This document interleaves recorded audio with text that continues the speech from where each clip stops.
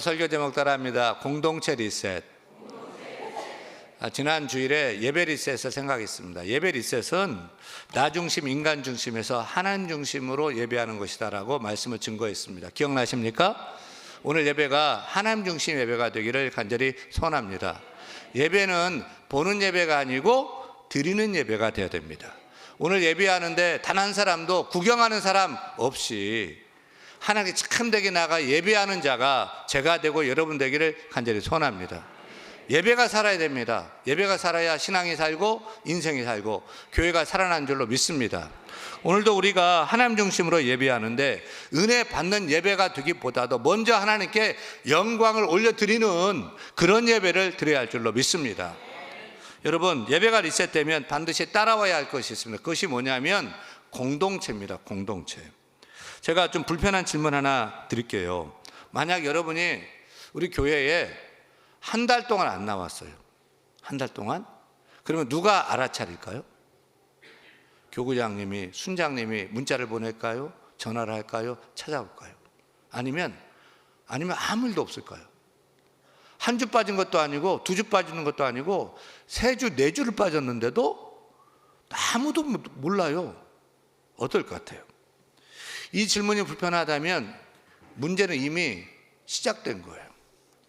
여러분, 교회가 공동체라면 사라짐을 쉽게 빨리 감지해야 되거든요. 가족은 식탁에 밥 한 끼 먹을 때 없으면 당장에 누가 지금 없는지 압니다. 저녁에 막 늦게 들어오는 거예요. 그러면 전화해가지고 왜 너 어디 있어? 빨리 안 들어와. 막 찾습니다. 말 안 하고 하룻밤 외박을 했다? 난리 납니다. 난리 납니다. 근데 교회는요, 몇 주가 안 보여도 아무 일 없는 거예요. 여러분, 그런 교회가 건강한 교회일까요? 아니죠. 뭔가 문제 있는 교회, 뭔가 병든 교회가 아니겠습니까?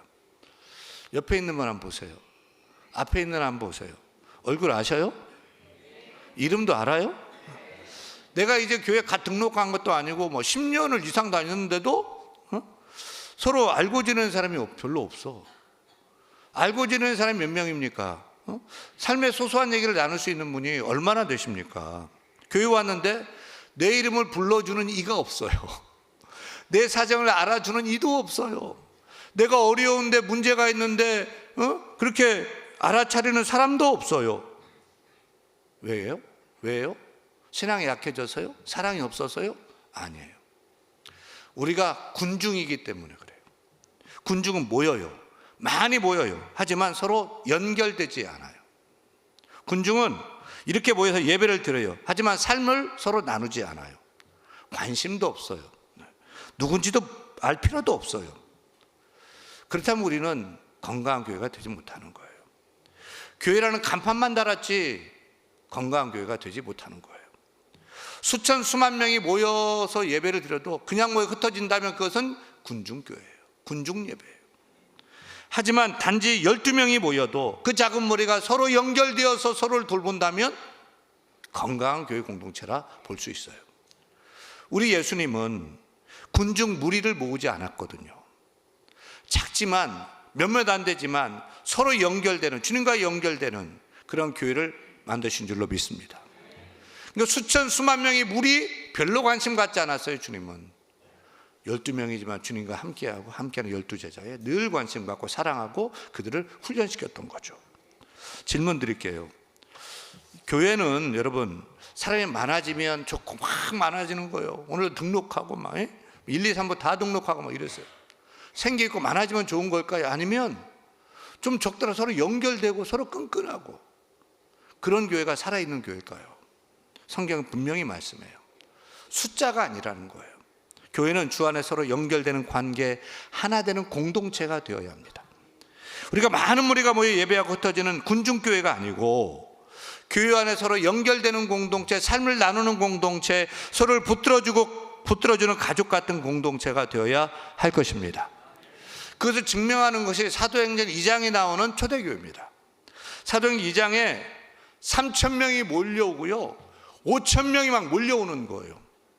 성경은 그들을 대형교회다 이렇게 적지 않았어요. 성경이 이렇게 기록하고 있어요. 같이 한번 읽겠습니다. 그들이 사도의 가르침을 받아 서로 교제하고 떡을 떼며, 보세요, 3,000명 5,000명이 막 몰려오는데 성경에 관심은 숫자가 아니에요. 관계. 성령이 맞아 군중이 모였는데 군중이 그대로 있는 것이 아니라 그 군중이 서로 연결되기 시작했어요. 말씀 위에 서서 삶을 나누고 교제하는 교회 공동체로 변화된 거예요. 성령의 첫 역사는 능력 붐이 아니에요. 관계 생성이었어요. 성령의 첫 열매는 기적이 아니에요. 교제였습니다. 기억하세요. 성령이 임하시면 사람들이 모이게 되어 있어요. 그리고 가까워지게 되어 있는 거예요. 성령이 역사하시면 혼자가 공동체가 되고 군중이 공동체가 되는 것입니다. 그래서 2026년 우리는 교회 공동체를 이렇게 리셋하고 싶습니다. 관리하는 교회에서 서로를 붙들고 책임지는 공동체로 리셋하고자 합니다. 예배만 함께 드리는 교회에서 삶을 함께 나누고 끝까지 동행하는 교회로 리셋하려고 합니다.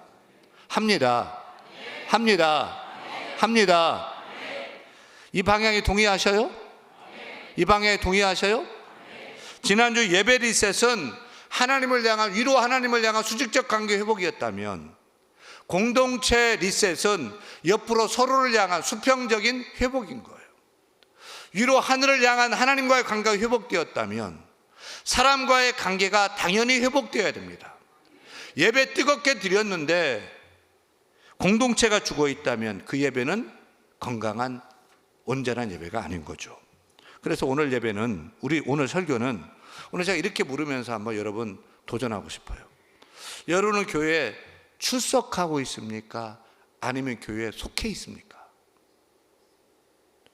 여러분은 교회에서 군중이십니까? 아니면 주님의 몸된 교회 공동체의 지체이고 구성원 되십니까? 오늘 말씀을 통해 저는 확신합니다. 우리 교회 예배가 살아나면 왔다가 흩어지는 군중이 모였을지라도 그 군중이 반드시 이제는 서로 연결되고 서로 돌보는 공동체로 변화될 줄로 믿습니다. 그럼 오늘 설교 제목이 따르면 공동체 리셋.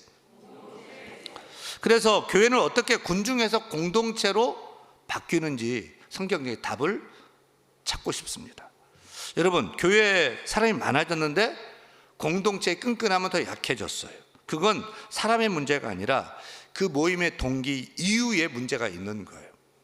오늘 왜 모였죠? 무엇 때문에, 누구 때문에 이렇게 다 모였어요?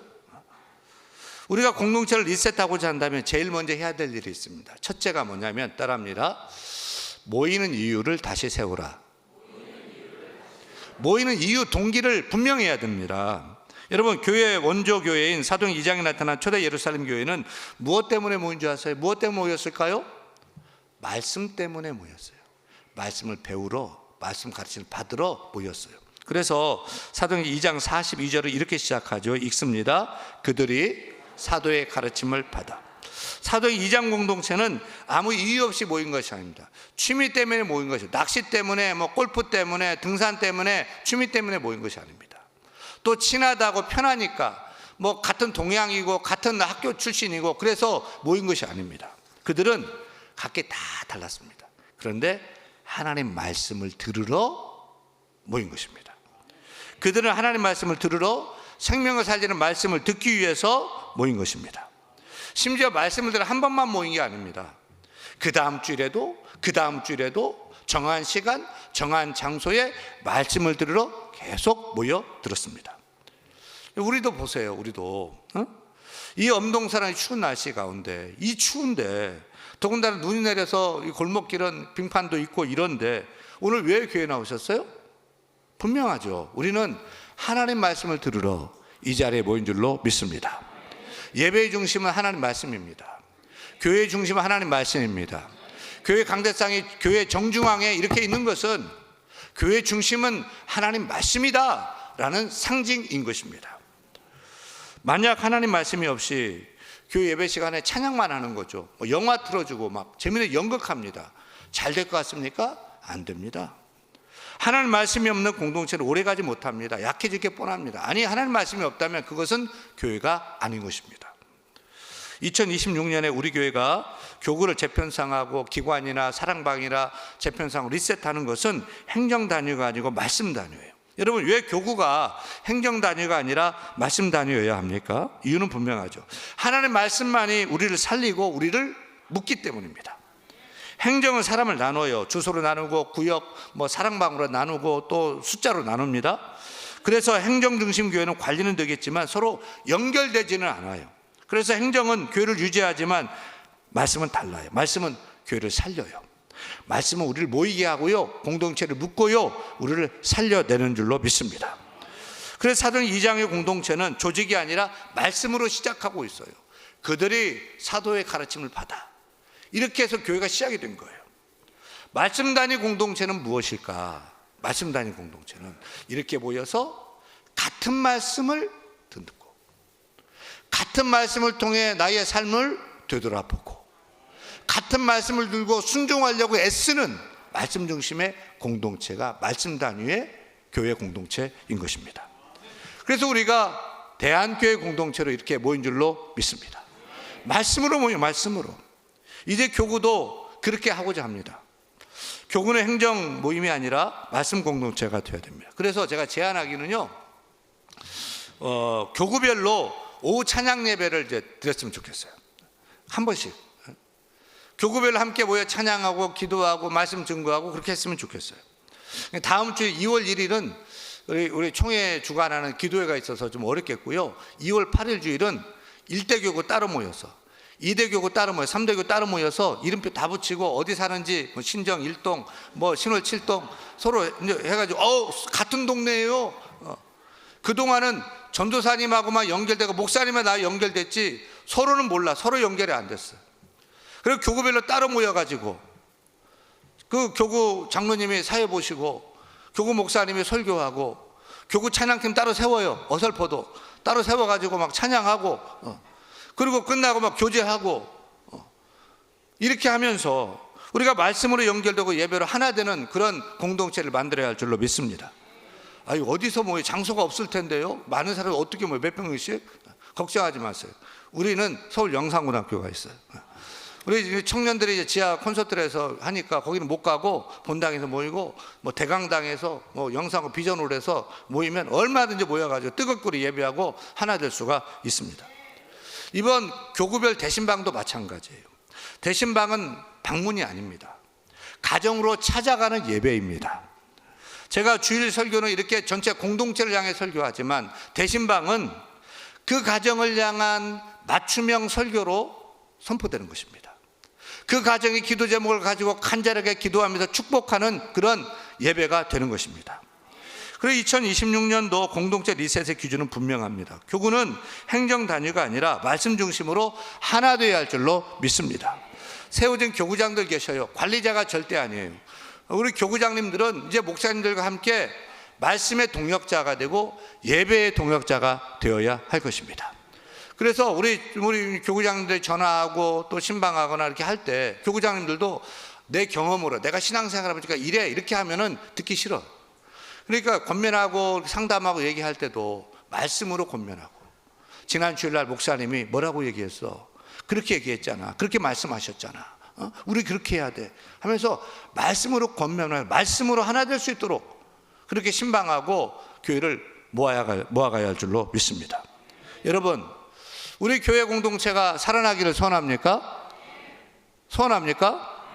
그렇다면 공동체 모임 동기, 그 이유를 분명하게 해야 돼요. 근본 이유를 우리가 붙들어야 돼요. 우리 교회 공동체가 사람이 아니라 행정 단위가 아니라 말씀 때문에 모이는 말씀 중심 공동체가 되어야 할 줄로 믿습니다. 이것이 바로 공동체 리셋의 첫 번째 단추예요. 그러면 두 번째는, 그 다음에 할 일은 뭘까요? 둘째는 따라합니다. 함께 사는 방식을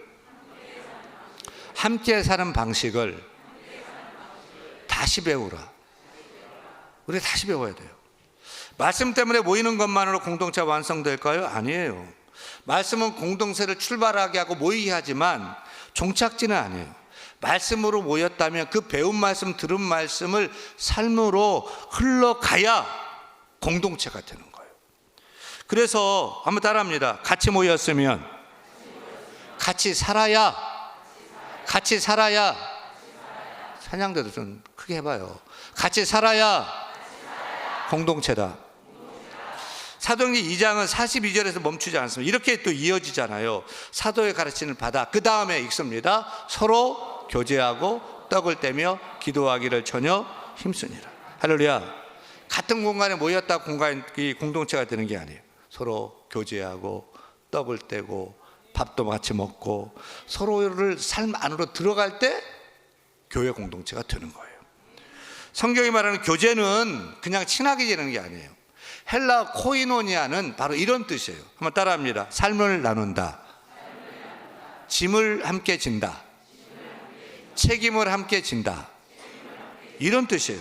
그래서 네 문제가 내 문제가 되고, 네가 아픈 것이 나의 아픔, 우리의 아픔이 되는 것이 진정한 코이노니아가 되는 거예요. 여러분, 묻고 싶어요. 교회 안에 내 기도 제목, 나의 문제를 알고 있는 사람이 얼마나 되셔요?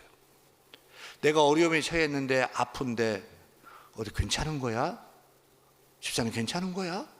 라고 알아주는 사람이 얼마나 되십니까? 만약 없다면 여러분, 공동체 안에서도 혼자 싱글 솔로로 계시는 거예요. 심지어 초대교회는 여기까지 갔잖아요. 45절 말씀 봅니다. 45절 읽습니다. 재산과 소유를 팔아 각 사람의 필요를 따라, 이야, 대단하죠? 재산과 소유를 팔아 각 사람의 필요를 따라 나눠주고. 이거 공산주의 방식이 아니에요. 공산주의는 강제지만 초대교회는 자발적으로 사람하고 섬겼던 거죠. 핵심 바로 이것입니다. 같이 나누어서 같이 가난해지자는 것이 아니라 아무도 혼자 아프게 두지 말자는 거죠. 아무도 혼자 유롭게 두지 말자. 아무도 혼자 먹을 것이 없어서 배고프게 내버려 두지 말자는 것입니다. 그래서 여러분, 오늘 메시지는 바로 이것입니다. 보면서도 필요를 못 보면 그것은 군중이에요. 근데 보고 필요를 느끼고 외면하지 않고 돕는다면 여러분은 공동체에 속한 지체인 거예요. 사랑하는 여러분, 근데 이 일이 성령이 임하면 일어나게 되는 줄 믿습니다. 내 문제만 보던 사람의 성령이 임하면 다른 사람의 문제를 보기 시작합니다. 내가 이거 하면 내가 손해보는 거 아니야? 라고 생각하는데 그게 아닙니다. 성령이 임하면 저 사람이 도움되었으면 좋겠다, 내가 도움되었으면 좋겠다, 저 사람이 기뻤으면 좋겠다 하면서 기쁘게 즐겁게 도울 수가 있게 됩니다. 공동체의 두 번째는 분명합니다. 우리는 관리되는 교회에서 서로 돌보고 책임지는 교회로 나가야 할 것입니다. 교구 리셋도 명단 관리하는 그런 조직이 되면 안 됩니다. 교구는 필요를 발견하는 공동체로 리셋되어야 됩니다. 누가 아픈지, 누가 어려운지, 누가 무너진지 말은 안 하는데 끙끙 앓고 있거든요. 그거를 단번에 알아차려가지고 필요를 채우고 도와주고 격려하고 기도해주는 그런 공동체로 나아가야 할 줄로 믿습니다. 마지막 공동체 리셋을 위해서 세 번째 따라합니다. 흩어지는 방향을 다시 정하라. 흩어지는 방향을 다시 정하라. 따라합니다. 공동체는 모이기 위해서 모이는 것이 아니라 흩어지기 위해서 모인다. 공동체는 모이는 것으로 끝나면 안 돼요. 성경의 건강한 공동체는 항상 흩어져야 돼요. 세상으로 파송돼야 된다는 거죠. 사도행전 2장 마지막 장면이죠. 46절 47절 읽겠습니다. 그들이 날마다 마음을 같이하여 성전에 모이기를 힘쓰고 집에서 떡을 떼며 온 백성에게 칭송을 받으니 주께서 구원받는 사람을 날마다 더하게 하시니라. 보세요. 성전에 모였어요. 서로 말씀으로 서로 연결되었어요. 그 다음에 집으로 흩어졌어요. 세상으로 흩어졌어요. 다 정리하면 함께 모였어요. 말씀 듣고 교제하고 서로 연결되었어요. 그 다음에 너무 좋은 거예요. 성전에만 머물렀어요. 아니에요. 흩어졌다는 거예요. 집으로 가고 세상으로 흩어져요. 그 결과가 온 백성이 칭찬해요. 그리고 그 결과가 다음 주에 올 때 또 친구 데려오고 동료 데려오고 이웃 데려오고 함께하면서 같이 예배하고 믿는 사람이 많아졌다는 거예요. 이것이 성경적 공동체의 리듬인 거예요. 오늘 교회 문제는 바로 이것입니다. 오늘 교회는 모이기만 하고 흩어지지 않습니다. 교회 안에 묶어두려고 합니다. 모여서 은혜 받고 끝입니다. 그래서 교회는 커졌는데 세상을 바꾸지 못하는 것입니다. 이게 문제입니다. 여러분, 공동체는 안에서만 따뜻하고 우리끼리만 좋다면 그 실패한 공동체입니다. 밖으로 흘러가지 않으면 썩습니다. 악취나고 냄새나고 부패할 뿐입니다. 그래서 공동체 리셋 마지막 단계는 이것입니다. 공동체는 모이고 흩어지는, 파송하는 공동체가 되어야 할 것입니다. 여러분, 예배가 끝나면 예배 끝난 것이 아닙니다. 예배 끝나고 축도 후에, 축도 이후가 진짜 예배가 시작되는 거예요. 가정과 일터에서 예배를 살아내는 거예요. 삶의 예배로 드려지는 거예요. 예배 우리가 세상에 흩어져 세상을 변화시키는 빛과 소금의 역할을 감당해야 되는 것입니다. 그 우리는 잘 모이는 공동체도 중요하겠지만 그것을 넘어서서 흩어져서 오늘 배운 말씀 그대로 한 주간 살고 다음 주에 돌아와서 목사님, 제가 목사님 말씀대로 이렇게 살았어요. 직장에서 이렇게 했어요. 집사님, 제가 이렇게 했어요. 라고 보고하고 간증하고, 아멘? 증거하고 증명하는 그런 공동체 우리가 살아가야 할 줄로 믿습니다. 초대교회가 강했던 이유가 바로 그것입니다. 모여서 은혜 받았기 때문이 아니고 모여서 은혜 받고 흩어져서 복음으로 살았기 때문인 것입니다. 따라서 우리 대한교회는 모이면 서로 연결되고 삶을 나누는 공동체가 되고 다시 흩어질 때는 세상을 바꾸는 교회 공동체로 리셋되어야 할 줄로 믿습니다. 여러분, 우리 교회 공동체가 리셋되어야 되는데 말씀 때문에 모이는 공동체가 되어야 합니다. 아멘. 사랑과 섬김으로 서로 연결하고 필요를 채우는 공동체가 되고 흩어져야 됩니다. 사명을 가지고 흩어져 세상을 바꾸는 그런 성도 교회가 되어야 할 줄로 믿습니다. 결론으로 따라하며 결단해 보시겠습니다. 나는 출석하는 성도가 아니라 공동체에 소속된 지체로 살겠습니다. 나는 군중이 아니라 공동체에 책임 있는 구성원이 되겠습니다. 아멘.